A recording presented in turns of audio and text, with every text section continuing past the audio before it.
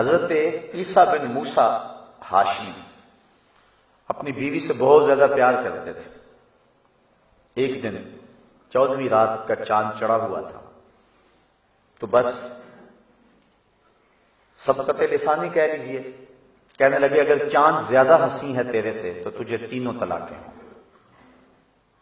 بیوی نے فوراً پردہ کر لیا، حجاب اوڑھ لیا،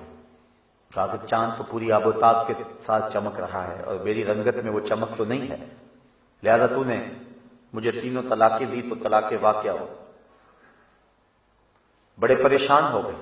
رات بہت مشکل سے گزاری، صبح خلیفہ منصور کے پاس آ گئے کہ میں رات اپنی بیوی کو یہ کہہ بیٹھا ہوں تو اس کے بارے میں کیا حکم ہے؟ تو خلیفہ منصور نے علماء کو بلایا اور یہ مسئلہ سامنے رکھا۔ سب نے کہا طلاق ہو گئی، کیونکہ بہت خوبصورت ہوگی لیکن چاند تو پھر بھی چاند ہے۔ ایک عالم خاموش بیٹھا رہا اور وہ شاگرد تھا حضرت امام اعظم ابو حنیفہ۔ سب نے کہا طلاق ہو گئی۔ منصور پوچھنے لگا کہ تم نہیں بول رہے ہو؟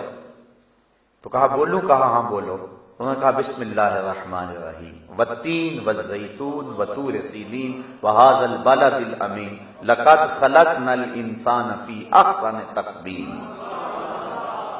اس عالم نے کہا کہ میرے رب نے قرآن میں کہا ہم نے انسان کو سب سے زیادہ خوبصورت پیدا کیا ہے۔ احسن ہے، صرف حسین ہی نہیں ہے، احسن ہے، اس میں تفضیل کا صیغہ ہے، سپرلیٹو ڈگری جس کو کہتے ہیں، سب سے حسین پیدا کیا ہے، اس سے آگے درجہ حسن کا نہیں ہے۔ تو کہا چاند جتنا مرضی حسین ہو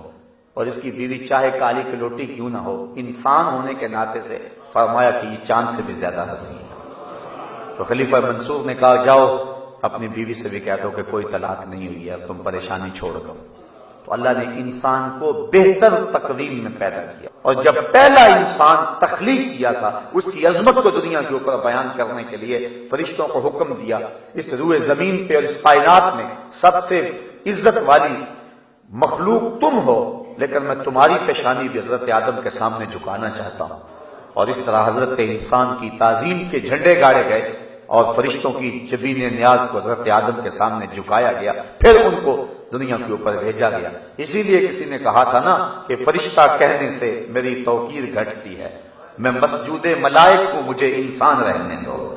میں تو فرشتوں کا مسجود رہا ہوں اور مجھے انسان رہنے دو، یہ میری عزت ہے، یہ میری توقیر ہے۔ اگر یہ اپنی عظمت کی پاسداری کرے اور اپنے منصب کی حفاظت کرے تو یہ فرشتوں سے بھی بہتر ہوتا ہے، لیکن اگر اپنے منصب کی آبرو اور منصب کی حفاظت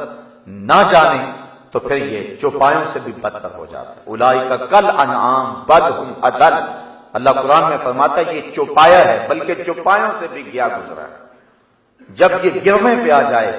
تو اس کی حالتیں، اس کی زندگی کے انداز اور تیور اور لچن چوپایوں سے بھی بدتر ہوتے ہیں، تو یہ چوپایوں سے بھی بدتر ہو جاتا ہے اور سخت ترین ذلت کے اندر چلا جاتا ہے۔ فرمایا کہ ہم نے اس کو احسن تقویم میں پیدا کیا ہے، اس کی صورت بڑی اچھی بنائی ہے،